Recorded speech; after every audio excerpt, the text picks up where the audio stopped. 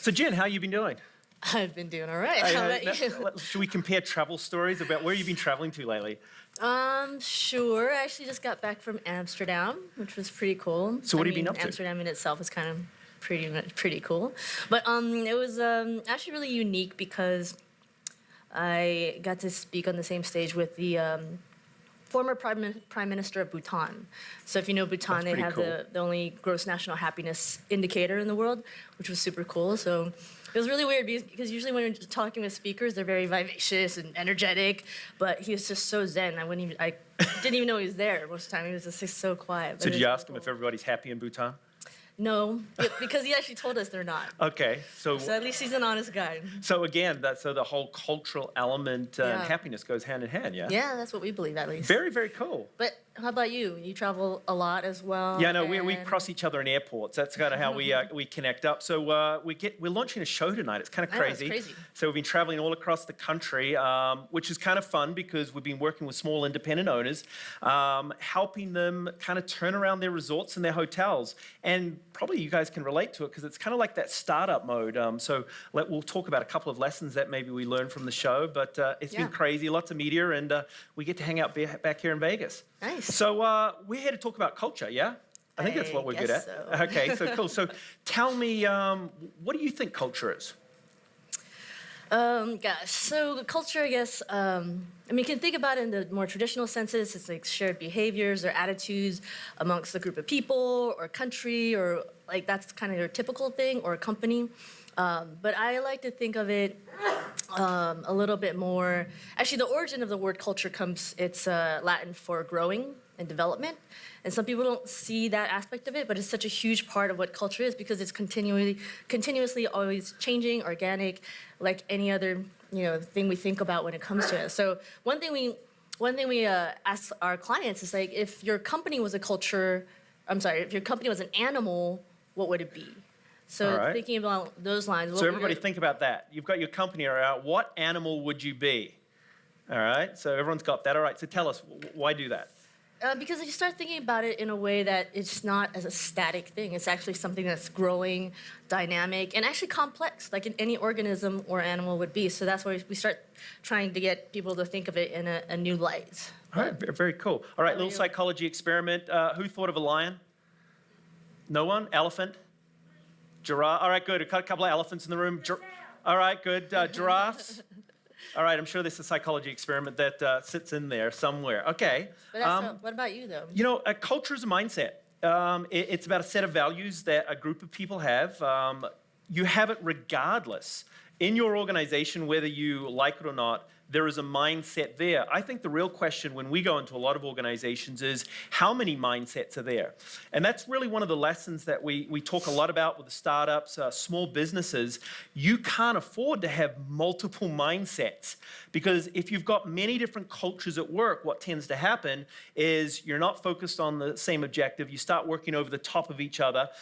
You might stay really, really busy, but it's kind of like that old adage, you might be busy, but what are you busy about? So that mindset is so critical to us, and I think it's becoming even more so because if you look right now and what goes on in America, we've shifted from this very manufacturing sort of focused business model to one that's more service focused, more about the customer. And as you sort of fit perfectly, culture is about people, isn't it? It's about this growing organism. So once you're starting moving from the static idea of things and to focus more on how do you take care of people, I think this is why culture has become such a critical question for so many companies today. Have you got that mindset and that alignment that's ultimately allowing you to be successful? So tell me, when you go into a company, what do you look for to be able to tell you what their culture's about? Apart from asking them if they're an animal. Or what animal they would be. Well, I tried to look at the non-traditional indicators. So how I look at culture and actually how I look at happiness is partially the stories that are told and the stats behind it. So the story, like the culture book, is a great example of why I believe in that, because it's really what comes out and what was a great reflection, true reflection of culture is when people start telling stories about it. So now that we've been doing the culture book at Zappos for, I think this is probably the 8th or 9th year, you can actually look at whether or not the culture is actually being scaled over time. Because usually as companies grow, culture goes down the tubes, people are getting happy, companies fail.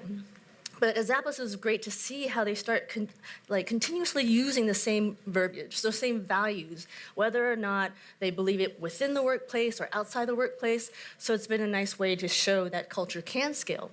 But then I always go back to the stats as well. So you have the qualitative stuff and the quantitative stuff. So now we can actually, we're developing a tool that you can do semantic analysis of what people are telling in their stories, what people are writing, so you can actually get a visual representation of what are the things being said, what are the things that need to be worked on. So what is capturing is what's going well at the organization, what's not going well at the same time, and that I think is a good indicator, reflection of what the real culture is happening inside a company. So we got to ask. So Zappos, 8 or 9 years you've been doing the culture books. Have you gone back and looked at year one culture book? And now looked and compared over these 8 or 9 years, anything that sort of stood out in terms of a change or definition? Because you've talked about it, it's evolving, isn't it? It's always evolving. Well, I actually haven't looked back at it because I'm kind of embarrassed at the first culture book I made because it was so lame. But and it was like this thin because there's like less employees there, and now it's like this thick. But I think the difference is that there's just a bigger reflection of how these values can actually scale with a bigger company. Yeah. So it's like, from this to this, but those values are always there. And what's weird is that, it's to see it in print and know that it actually works. You know what's really cool is think about that. A lot of times, we worked with a startup. It was actually on the real estate side. They were a startup. They were about 6 months into it. We started to talk to them, and we went in and asked them a little bit about the value system that you just referred to. They had come up with this list of like 25 values that they'd put together. Talk about, crazy. One of the things that I love about that story is that when you're a startup or beginning out, don't try and build this huge, don't try and be the Zappos tomorrow. Start really small.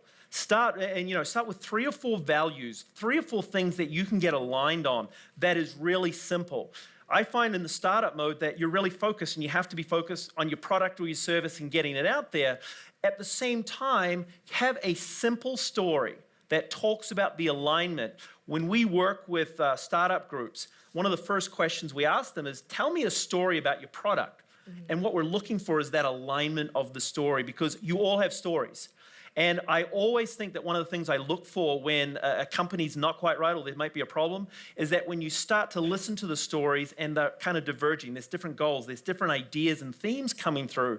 So when you're first starting out, keep it simple. It's okay to have a book this thin, and hopefully when you're a big success like Zappos in 10 years' time, it'll be this big. So, it's a great sort of way to challenge and think about your progress over a period of time. Yeah, totally. So, what are the mistakes they made? What's an unhealthy culture? What do you think, how do we end up with this story that isn't quite right, or these multiple cultures going on?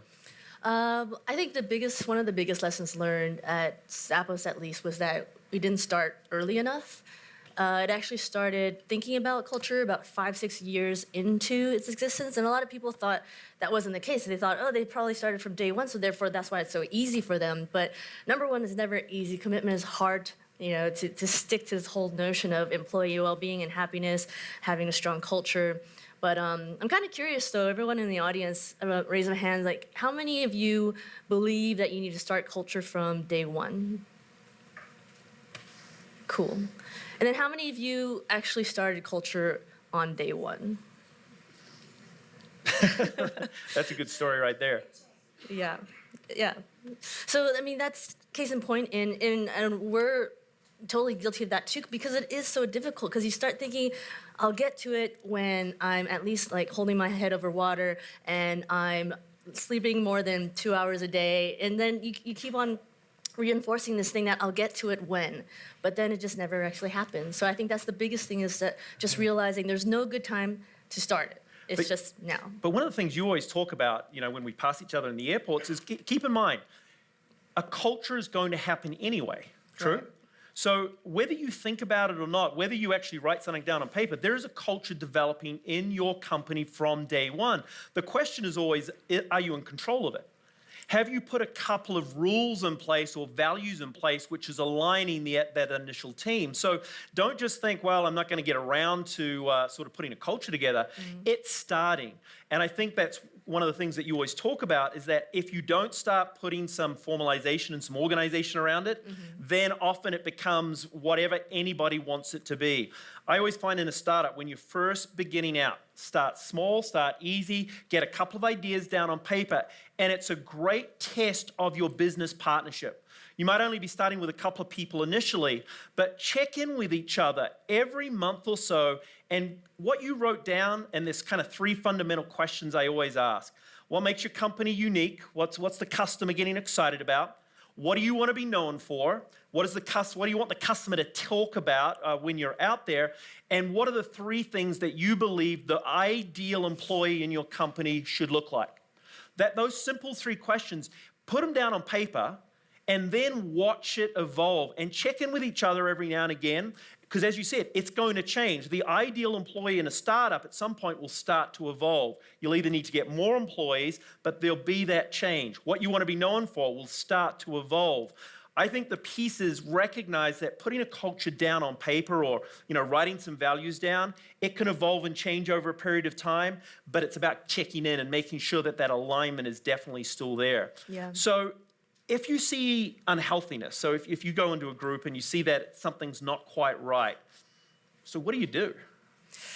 Because that's what we do. What do you do? Well, unfortunately, that's the majority of the cases of all the companies out there. There's this crazy stat, Gallup poll, 2012, said they basically did a poll of the whole workforce in the whole world.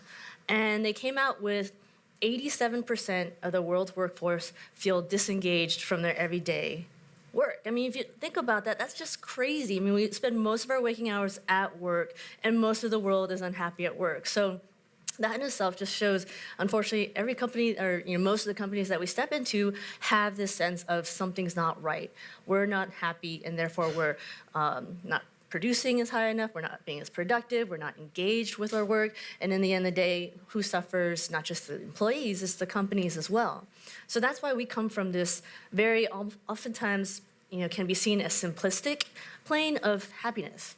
It's like we come in and say, you know what, it's not all about the profits, right? It's not all about how do we drive the profits and reduce our expenses. It's like, how do we as a company find and align ourselves to our purpose so that every day I want to come to work because I feel engaged with my coworkers, they're my friends. I feel engaged with my everyday activities.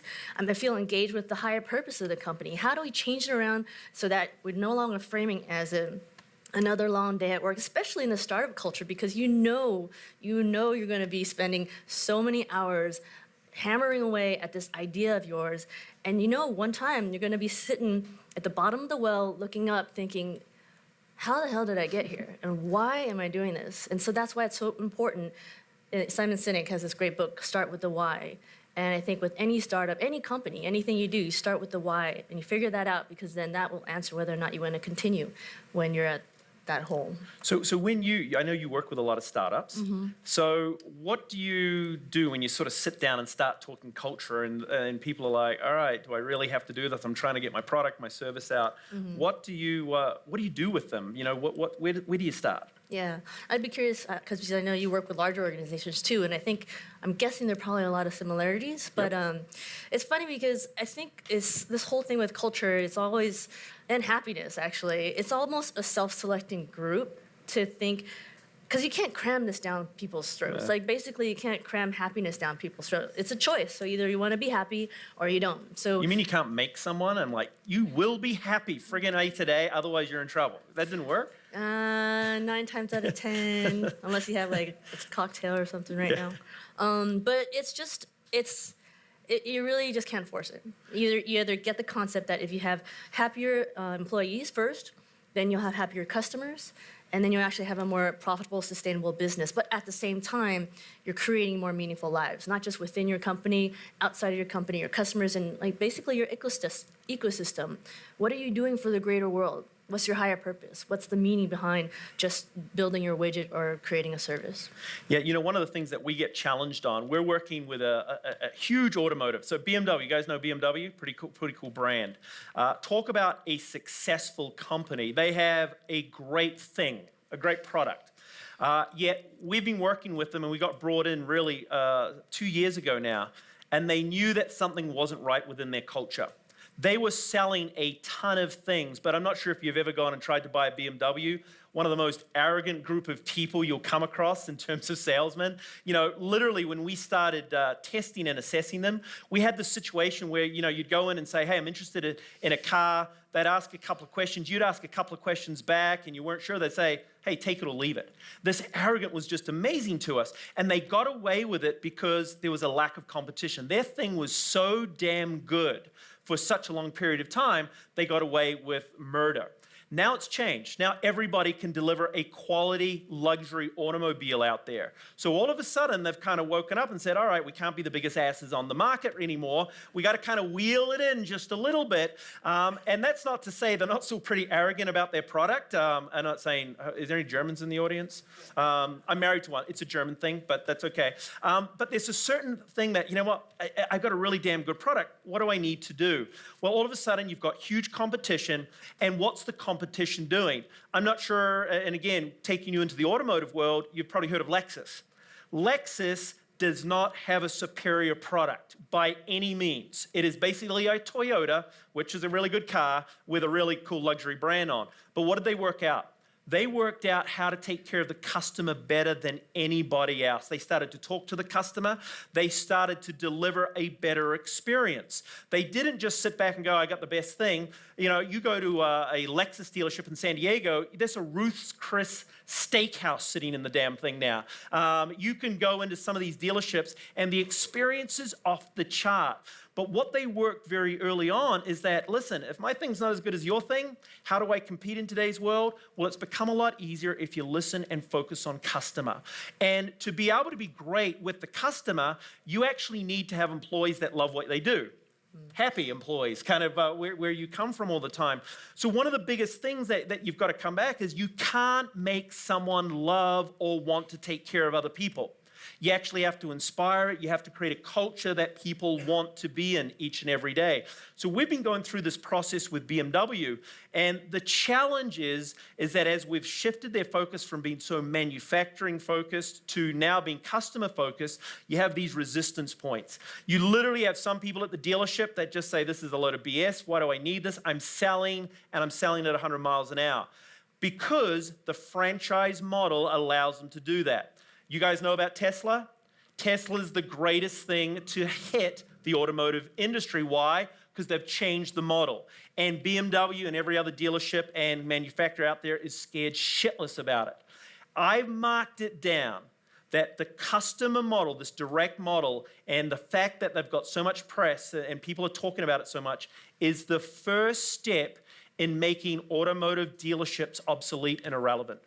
In fact, the only reason you're going to want to go into a dealership from now on is to get your car serviced, and quite honestly, you shouldn't have to go there anymore. Kind of like what the banks did 20 years ago. So we've got this message out there to BMW that if you don't start getting your culture right, stop acting like jackasses, and start getting your people more focused on actually liking what they do, which is a completely different type of person, then at the end of the day, they become irrelevant. And the message from the very beginning is we as business people have to put relevancy at the forefront of everything we do, and that's why I think culture is so critical in that today. Yep. So tell me, when you go into a business and you get the jackasses that don't think they have to worry about culture, what do you do? What have you sort of learned over the years? What sort of advice or things do you get them to think about? I think it's actually when they have that sort of mindset, the easiest way is to get to their ego, because basically it's really about themselves. It's really about like the happiness. We talk about this fluffy happiness thing, and they're like, yeah, don't give me that shit because that doesn't belong in where I work. But when you turn it to them and ask them, like, well, really, is this what truly is bringing you happiness? If we define happiness by the science of it, and basically is you're being true to yourself, authentic self, you're living out your passions and your purpose, are you really doing those things? And there's so many people, whether or not they're a millennial or a baby boomer, so many, no matter where they've been, what age, they look and they think about it and they start reflecting, you know what? I am actually so far from there. So when you get it to the point where they can see it's really a reflection of them inside, then I think they're more open to, okay, this is starting to make sense now because it really is about me. So I'm going to let you in on a little secret. So this is my biggest challenge forever. So we're launching a TV show tonight. So I don't expect any of you guys to watch it because you're going to be drunk and you're in Vegas. So fuck it. But the bottom line is, I've worked in hotels for years, and the biggest thing is you go in and you talk to these owners or these business people about, their culture or better customer experience. And you kind of run up against the brick wall because it's ROI and all these things. Well, on the show, because we had to kind of cram it in for TV and reality and all that stuff, we started using hidden cameras. Talk about one of those things to break down the barriers. So we actually show these owners through our cameras what customer service is actually happening, what it's like interacting with their customers, what it's like to work there. We capture staff talking, how sucky the owner is. We see, customers complaining. And all of a sudden, you see these owners kind of going, oh my God, that's me. And it's about me. Because at the end of the day, culture is so much influenced by the leadership group. Mm-hmm. And that's why I think it's so important that as leaders, as business people, you've got to get your arms around culture early. Here's the simple thing. If you don't create a set of rules or values in your workplace, someone else will. Remember, every workplace has informal leaders, people that just kind of start to have a louder voice, people that kind of take control of things. So as the business leader, put some simple rules around it and make sure that everybody adheres to it, because human nature, particularly our millennials, and again, I know there's some of you that are out there, if you aren't given a set of rules or you think the set of rules are stupid, guess what? You'll create a whole new set. And that starts to create this type of tension in the organization. And many times owners, particularly in the startup mode, you guys work, in your company, you're doing everything, you're wearing 15 different hats. Sometimes you don't take a step back and go, have I got the right people? Is everybody talking the same story? Are we aligned? Because you're literally trying to get shit done. And that was what these small hotel owners were going through. We peeled them back. We showed them some stuff on the camera, and it was like, oh my God. So, think about that. I'm not telling you to get hidden cameras in the workplace, though it could be interesting. But as owners, be willing to peel yourself back every now and again. Take a step back and be objective and ask yourself, you got the right people? Are you telling the same story? And make sure, most importantly, that you're putting yourself in the customer's shoes every now and again. And it's tough, but if you don't do it, you'll go down this path where you'll put all this money, all this effort, and everything you do on the line, and you'll wake up one morning and go, fuck, nobody wants my product. Nobody's got what I want. And you know what? I've got a group of people that are out doing all these different things. So, keep that in mind. There's some really good lessons that sit out there. Mm-hmm. So, what do we do to turn this thing around? What's your kind of the 6-step process? What do you have to go through to kind of get a culture turned around? If people are sitting out there and going, shit, I maybe need to think a little bit more about my culture. What advice? Well, I don't have 6 steps, but what we do start with is we just try to keep it as simple as we can. I mean, everyone is on this continuum of whether or not they are just starting or they've already been on this track. But I just see it as an ongoing journey. It's never really going to end, because this idea of being committed to cultures, because of the fact it's always changing, it's always dynamic. Every person that walks in and every person that walks out that door will change it. So there's no really step. It's, do you want to embark on this journey or not? So, but in terms of where we start, we always boil it back down. There's some people sitting out there going, fuck, I'm not on this journey yet. What happens right now? How do I get on this journey? Because it's tough. You've said before, Yeah, it's tough. It is tough. But it's really not that. I mean, it basically is a decision. Do you want to be part of the journey or not? So it's never too late to start, because there's never a great time to do it. Because again, it's not easy, but the work and the effort and the commitment you put into pays off in spades, not just for your company, but for your own life. So we always just start at square one, which is the culture, the DNA. Like, what's your true DNA? You're talking about how do you establish your rules or your values. That's where we begin. How do you identify yourself as a company, whether it's an animal, a website, a car, whatever that is, and how do you define that and get everyone up and down the company, investors alike, we believe in that at least, aligned with these values, aligned with your DNA, because then you're able to hire new people and people that realize what they're getting into, because that's what it's all about, really, alignment of the culture and behaviors. And I know you tell me all the time, you go, culture is never about one person. So please don't think this is, well, as the owner, as the president, or you always get onto the HR. It's not a one-person thing. You have to have, and particularly within a small group, everybody's responsible for culture. And I find that's often one of the issues, because if you've got staff and you're wanting to talk about culture, you've got to be able to explain, why is culture important? Well, it's important because of these set of rules, and it's about alignment. And then what is expected in this culture? And that's where those values or those rules come into effect. You've got to be able to tell your team, no matter how big it is, what's expected. And then the tough part comes in is you as the owner and the managers. Friggin' hold people accountable to it. If you're not willing to back your culture up, then don't waste your time. What do you think? If you kind of, you start talking about culture and you get your staff involved in it and then you do nothing with it, what happens? I mean, it's worse off than if you never even started talking about it. It's a friggin' disaster. You lose all integrity and all credibility. And I think, remember, as managers, leaders, integrity is your most important asset.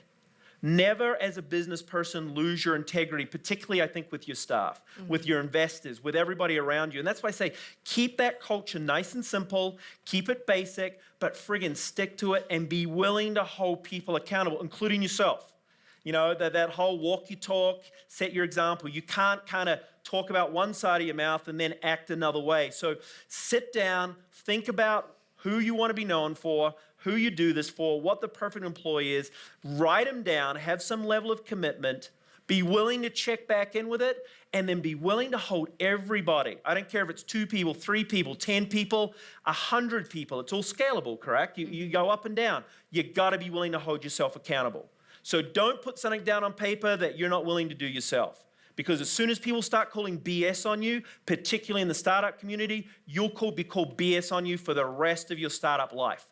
And then things really start to get, sort of challenged. So, keep that in mind. I know it's not something that kind of sits at the top of the list usually when it comes to what's my to-do list, but sit back and ask yourself just some simple questions. And as I said, it establishes something very simple that hopefully will grow into this huge kind of culture book down the track. Yeah. What's been actually cool, I mean, to that point, and you're asking, how do you get people that don't see it, don't get it, naysayers in the company? What's been actually really cool in the last few years, especially since the book came out, and I think you said you saw this too, is there been a real fundamental shift in how people actually see the value. For me, the economic value of happiness, but also the economic value of culture.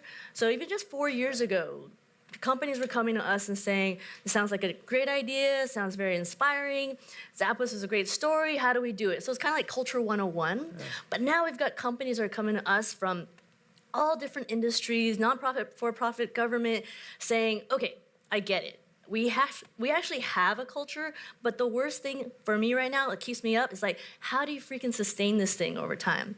And so what's really exciting is just like, it's just in this past week, we just closed a deal with the government of Dubai. And I had no idea. Now, there's a culture shift right there, okay? And I mean, you guys know Dubai, right? Dubai, in some ways, it's like more extreme than Vegas, I feel at least. Like, they have hotels with concierges on every level, and You're talking my language. Yeah, now. You like that. Cool. Oh yeah, he's a hotel guy. But I mean, just to know that when you have such an extreme place, it's almost like people thinking about Vegas is like, what? How can they be developing all this stuff in Vegas? Who wants to do that? I think it's the same thing in Dubai. And what's the indicator here is that people are changing and understanding what's the real value of these things. So whether it's a startup to a whole government, what's great is that it's become more of a common understanding and knowledge and language as to what's most important, at the end of the day. And I think it's so cool. And my biggest thing that I've seen with the importance of culture is selection. And again, another element there that I really want to talk about, for the startups. The reason to define the values and the rules is that when you hire the next person into your company, you make sure they're culture fit, not job fit. It is easy to find someone, the next person to write code for you, the next person to help you with your product out the door. But if they're not culturally aligned with you, they can really F up your company really quick. Culture fit is critical. If you've got 3 values, and the most important questions you ask when you're about to bring the next person onto your company is, are you aligned with how we do business? And I can tell you a lot of stories of startups that have really gone south because all of a sudden they hired those first couple of people. They didn't look at culture fit. They wanted the best person to kind of nail the job, and that ended up coming back to haunt them. So the last couple of years, the biggest shift I've seen is people realizing, don't just hire the most experienced person out there. Hire the person that's going to get on with your team, culturally fits with your team, and it's amazing, kind of how easier things come out. So please, if you've got aspirations to grow, expand, and to take over the world, get your set of rules in place, because the next person you want to hire, make sure they're on board with you. Yeah, it's a funny story. There's a lot of people out. Have you guys taken the Zappos tour? Who's Yes, gone on over tour? here. All right, Cool. you're in Vegas. When in Vegas. So when people take Zappos tour, they come to meet delivering happiness employees. They often come back with the same questions, like, why is everyone What drugs are they on was the question. I was like, wow, Yeah, it's exactly. amazing. Happiness And, drugs. Like, yeah, do you put something in the water? You pump them drugs? But I fundamentally believe that, number one, we hire the people that are smiling to begin with. And then number two, they actually feel aligned. They feel that they're actually delivering happiness. Even though they're answering phones, pick, packing, shipping, whatever it is, they actually feel they're delivering happiness to the world in some way. So just those two things alone. yeah, Purpose. and even though you might be out there and going, I got to find the person with the right experience, I promise you in today's world, there is that person with the experience and the culture fit out there for you. So don't be rushed to hire that first person. Get the right person.